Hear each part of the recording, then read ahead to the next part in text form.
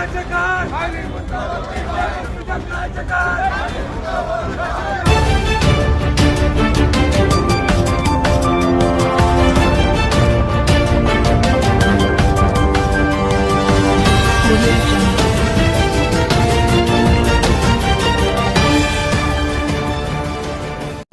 बैठे लोग ये सत्ता नहीं कर रहे हैं, बल्कि ये धंधा कर रहे हैं, बिजनेस कर रहे हैं। आपने इससे पहले देखा कि तकरीबन 22 लाख स्टूडेंट्स के साथ खिलवाड़ किया गया। उनके नीट के एग्जाम्स के एंड थोड़े दिन पहले पेपर को लीक कर दिया गया। उसके बाद महाराष्ट्र में टीईटी एग्जाम से ठीक 24 घंटे पहले एक टीईटी का पेपर लीक कर दिया जाता है। अभी तक इस मामले में चंद ही लोगों को गिरफ्तार किया गया, जबकि ये पूरा सिंडिकेट है। ये कोई मामूली सिंडिकेट नहीं है, इसके पीछे कहीं ना कहीं बड़े लोग मौजूद है। महाराष्ट्र के शिक्षण मंत्री भूसे अजीत दादा भूसे से मैं इस माध्यम से कहना चाहूंगा कि अगर तुम वाकई महाराष्ट्र के तमाम विद्यार्थियों को शिक्षा देना चाहते हैं और आप चाहते हैं कि महाराष्ट्र में शिक्षा का स्तर ऊंचा हो, तो यह आपकी जिम्मेदारी थी कि आप बहुत सख्ती के साथ टीईटी का पेपर लेते। लेकिन हमेशा की तरह कहीं ना कहीं शिक्षण मंत्रालय के लोग और शिक्षण विभाग के लोगों के साथ ये पेपर लीक करने वालों की सांठगांठ थी, इसलिए एग्जाम से ठीक एक दिन पहले वो पेपर लीक कर दिया जाता है। इससे होता क्या है? इससे सिर्फ पेपर लीक नहीं होता है, 6 लाख विद्यार्थियों का भविष्य दांव पर नहीं लगता है, बल्कि महाराष्ट्र सरकार को समझने की जरूरत है कि वो जो टीचर्स आने वाले दिनों के अंदर तुम्हारे और हमारे बच्चों को पढ़ाने वाले थे, वो कहीं ना कहीं तुमने पेपर लीक के जरिए उसमें ऐसे लोगों को भर्ती का मौका दिया जो आसानी से पेपर पास करके कल हमारे भविष्य में हमारे बच्चों के साथ खिलवाड़ करने वाले थे। अगर महाराष्ट्र सरकार वाकई संजीदा है और वो चाहती है कि महाराष्ट्र का बच्चा पढ़े लिखे, अच्छे शिक्षक मैदान में आए, अच्छे स्कूल बने और उन स्कूलों में शिक्षा का स्तर बेहतर हो, तो उसकी जिम्मेदारी थी कि वो इस मामले में सख्त से सख्त कार्रवाई करती। लेकिन ये सत्ता में बैठे लोग ये सिर्फ सत्ता में धंधा करने का काम कर रहे हैं। इन्हें महाराष्ट्र की जनता से या महाराष्ट्र के विद्यार्थियों से इन्हें कोई लेना देना नहीं है। इसीलिए ये वक्त है कि महाराष्ट्र की जनता को जागना पड़ेगा, चाहे महाराष्ट्र की जनता हो या महाराष्ट्र का विद्यार्थी हो, महाराष्ट्र का स्टूडेंट हो, हर किसी को सड़क पर आना पड़ेगा, वरना इसी तरीके से पेपर लीक होते रहेंगे तो इस देश का आगे भविष्य कहां जाएगा कोई नहीं बता सकता। मजलिस-ए-इत्तेहादुल मुस्लिमीन हमेशा ये कोशिश करती रही है कि वो उन मुद्दों को लेकर सड़कों पर उतरे।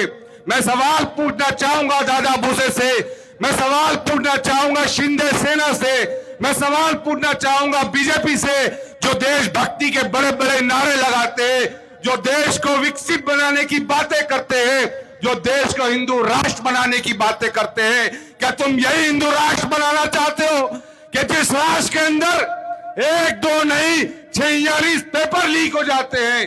क्या तुम ऐसा हिंदू राष्ट्र बनाना चाहते हो कि जहां एग्जाम से 24 घंटे पहले पेपर लीक कर दिए जाते हैं? क्या तुम ऐसा हिंदू राष्ट्र बनाना चाहते हो जो हमारे विद्यार्थियों के भविष्य को दांव पर लगा देना चाहता है? अगर तुम ऐसा हिंदू राष्ट्र बनाना चाहते हैं तो हम इस हिंदू राष्ट्र की निंदा करते हैं यहाँ सड़क पर, और इस माध्यम से निंदा करता हूं कि तुम ऐसे राष्ट्र को बनाना चाह रहे हो। दरअसल इस देश को दहशतगर्द खोखला नहीं कर रहे हैं, टेररिस्ट खोखला नहीं कर रहे हैं, इस देश को वो लोग खोखला कर रहे हैं जो अंदर ही अंदर बैठकर देश को कमजोर कर रहे हैं। देश में पेपर लीक को लीक करवाना, देश में पेपर को लीक करवाना ये किसी दहशतगर्दी से कम नहीं है, यह आतंकवादी घटना है। ये आतंक फैलाते हैं विद्यार्थियों के दरमियान, ये स्टूडेंट्स में आतंक फैलाते हैं, ये उनमें डर पैदा करते हैं, ये उन्हें कहीं ना कहीं गैर महफूज होने का एहसास दिला रहे हैं। इसलिए भारत सरकार को, महाराष्ट्र सरकार को, और अगर ये दोनों सरकारें सोती है तो सुप्रीम कोर्ट के इस मामले में सुमोटो लेकर ऐसे तमाम लोगों के ऊपर कार्रवाई करने की जरूरत है। और आखिर में कहना चाहूंगा कि वो सरकारें, चाहे वो उत्तर प्रदेश की सरकार हो, चाहे वो महाराष्ट्र की देवेंद्र फडणवीस की सरकार हो। एक मतीन नगर सेवक का घर गिरा दिया गया, उस पर झूठा आरोप लगाया गया कि उसने नीरा खान को पनाह दी थी। उसने गुनाह किया था नहीं किया था ये तो आने वाला वक्त बताएगा, लेकिन ये तुम्हारी सरकार में, तुम्हारे अपने मंत्रालय के अंदर, तुम्हारे अपने व्यवस्था के अंदर लोग तुम्हारे महाराज को कमजोर कर रहे हैं। क्या ये आतंकवादी घटना नहीं है? क्या ये देश के विद्यार्थियों के साथ धोखा नहीं है? क्या ये देश के भविष्य के साथ, महाराष्ट्र के भविष्य के साथ खेलना नहीं है? तो बताओ, जिन लोगों ने पेपर लीक किया, क्या तुम उनके घरों को बुलडोजर से गिराओगे?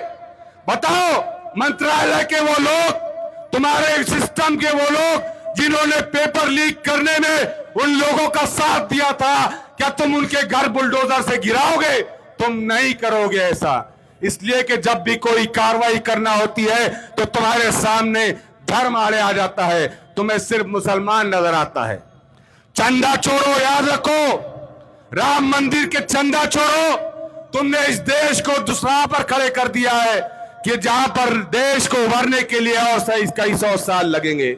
इसलिए चंदा छोड़ो, अब भी वक्त है कि जाग जाओ। अगर तुम नहीं जागोगे तो ये देश की और ये महाराष्ट्र की जनता जागेगी इंशाअल्लाह, और आने वाले वक्त में तुम्हें तुम्हारी औकात बताएगी। मैं इस माध्यम से, मैं मजलिस-ए-इत्तेहादुल मुस्लिमीन के इस माध्यम से सरकारों से ये अपील करता हूं, उन्हें ये चेतावनी भी देता हूं कि ये पेपर लीक के मामलात को जल्द अज जल्द खत्म करे, पेपर लीक करने वालों के ऊपर सख्त कार्रवाई करे, उनके घरों को बुलडोजर से गिराए, और अगर बुलडोजर से नहीं गिरा सकते तो पेपर लीक की आड़ में करोड़ों रुपए कमाने वालों ने जितनी प्रॉपर्टीज बनाई है, चाहे वो दादा भूसे हो, चाहे वो मंत्री हो, चाहे वो मंत्रालय का कोई अधिकारी हो, या फिर वो पेपर लीक करने वाले आतंकवादी हो, उनकी प्रॉपर्टीज को सीज किया जाए। उन्हें बताया जाए क्या महाराष्ट्र के विद्यार्थियों के भविष्य से खिलवाड़ करने का अंजाम ये होगा कि हम तुमको सड़कों पर ला देंगे।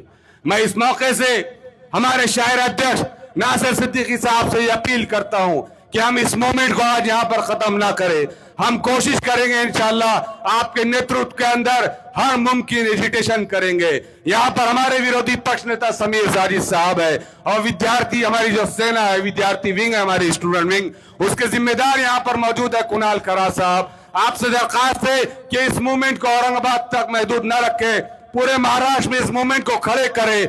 हम चाहे कुछ करें ना करें, लेकिन हम सच को सच और झूठ को झूठ कहते रहेंगे इंशाअल्लाह। देखिए, आज कलेक्टर ऑफिस के सामने एमआईएम पक्ष की जानिब से एक धरना आंदोलन यहाँ पे रखा गया है। इसका मकसद यही है कि बार बार गवर्नमेंट की नाक के नीचे जो बड़े बड़े एग्ज़ाम्स होते हैं, जैसा इससे पहले नीट का हुआ, हज़ारों नहीं बल्कि लाखों स्टूडेंट जिन्होंने साल भर अपनी तैयारी की थी, बड़े आसानी के साथ गवर्नमेंट के, मैं समझता हूँ कि स्पॉन्सर्ड कुछ लोगों ने उस पेपर को लीक किया, उसमें लाखों और करोड़ों रुपए चुराए और जो है तो स्टूडेंट के खिलवाड़ किया। उसी के बाद आज जो टीचर्स की एलिजिबिलिटी जो चेक की जाती है कि स्टूडेंट्स को वो पढ़ाने के लायक है या नहीं है, तो उसका एक टेस्ट होता है TET, तो उसका एग्ज़ाम आने के पहले वो पेपर भी लीक हो गया, वो भी पेपर फूट गया। तो मैं समझता हूँ कि ये गवर्नमेंट पेपर फोड़ने में, आमदार और खासदार फोड़ने में बड़ी एक्सपर्ट हो चुकी है। ये हर वक्त आमदार फोड़ रही, खासदार फोड़ रही, पेपर फोड़ रही। तो ऐसी गवर्नमेंट को हम लोग आज वार्न करने के लिए रोडों पे उतरे हैं कि देखो, स्टूडेंट के या नागरिकों के जो है तो फ्यूचर के साथ आपको खिलवाड़ करने नहीं दिया जाएगा।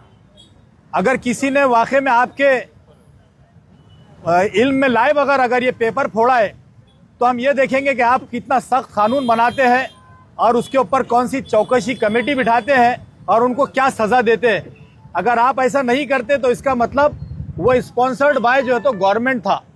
तो हम आज ये कलेक्टर के ज़रिए हमारे जज्बात को हुकूमत तक पहुंचाना चाहते हैं। अगर हुकूमत फिर भी गूंगी और अंधी और बहरी, लंगड़ी, लूली जो भी है, अभी भी अगर वो नहीं जागी, तो फिर पूरी आवाम को जो है तो आवाम को सड़कों पे उतार कर उनको बताया जाएगा कि पब्लिक के साथ और उनके फ्यूचर के और उनके बच्चों के साथ खिलवाड़ करने वालों के साथ में क्या किया जाता है। ये आइंदा दिनों के अंदर आपको बहुत तरीके से बताया जाएगा। कभी नीट के पेपर्स लीक हो जाते हैं, तो कभी TET के पेपर्स लीक हो जाते हैं, कभी कोई स्कॉलर्स के एग्ज़ाम्स के पेपर्स लीक हो जाते हैं।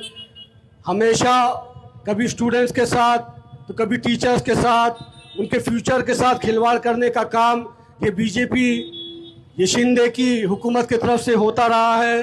बार बार धरने देने के बाद भी, बार बार मोर्चे निकालने के बाद भी एन एग्ज़ाम से एक दिन पहले पता चलता है कि टीईटी के पेपर लीक हो गए, कभी नीट के पेपर्स लीक हो गए, कभी स्टूडेंट्स के फ्यूचर के साथ खिलवाड़ करने का काम ये हुकूमत की तरफ से बार बार होता रहा है। बार बार चेतावनी देने के बाद, बार बार हुकूमत के सामने बात रखने के बाद भी कभी टीचर्स के, कभी स्टूडेंट्स के, जिस तरीके से मुल्क के लोगों के फ्यूचर के साथ ये हुकूमत खिलवाड़ करती रही है, उसी तरीके से हमारे आने वाले फ्यूचर, हमारे बच्चों के फ्यूचर के साथ भी खिलवाड़ होता रहा है, हमारे टीचर्स के फ्यूचर के साथ खिलवाड़ होता रहा है।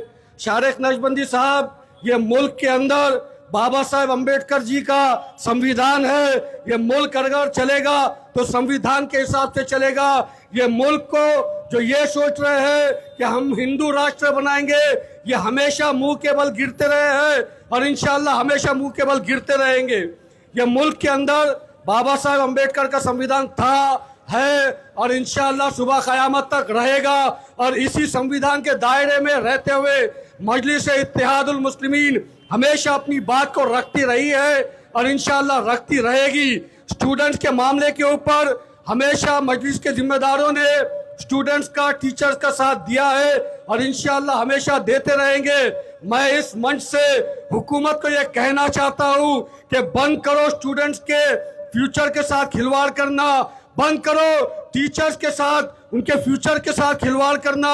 इस तरीके की हरकतें, इस तरीके के पेपर लीक हमारे मुल्क को पीछे ढकेल रहे हैं। जो मुल्क तरक्की करना चाह रहा है, जो मुल्क पढ़ना चाह रहा है, जो मुल्क के बच्चे अपने आप को आईएएस, आईपीएस, यूपीएससी की कगार पर लेकर जाना चाह रहे हैं, उन्हीं स्टूडेंट्स को, उन्हीं टीचर्स को ये हुकूमत पीछे ढकेलने की कोशिश कर रही है। मैं इस मंच के जरिए दोबारा ये अपील करता हूँ कि इस तरीके की हरकतें ना हो और जिन टीचर्स के फ्यूचर के साथ खिलवाड़ किया गया है, जिनकी वजह से ये पेपर लीक हुआ है, उनके ऊपर सख्त से सख्त कार्रवाई की जाए।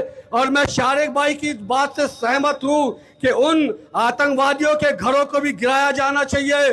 जिस तरीके से मंसूबाबंद तरीके से इलीगली मतीन पटेल का घर तोड़ा गया था, उसी तरीके से ये आतंकवादी जिन्होंने हमारे बच्चों के, जिन्होंने हमारे टीचर्स के फ्यूचर के साथ खिलवाड़ किया है, उन दरिंदों के खिलाफ भी सख्त से सख्त कार्रवाई की जाए और उनके घरों को भी तोड़ा जाए और एक पैगाम दिया जाए पूरे मुल्क को कि अगर हमारे बच्चों के फ्यूचर के साथ खिलवाड़ किया जाएगा, उनके पेपर्स को इस तरीके से लीक कर दिया जाएगा, उनकी सालों की मेहनत को अगर इस तरीके से उस पर पानी फेरा जाएगा, तो ऐसे दरिंदों के खिलाफ भी सख्त से सख्त कार्रवाई होगी और उनके ऊपर भी जिस तरीके से मतीन का घर गिराया गया था, इन आरोपियों का भी घर गिराया जाएगा।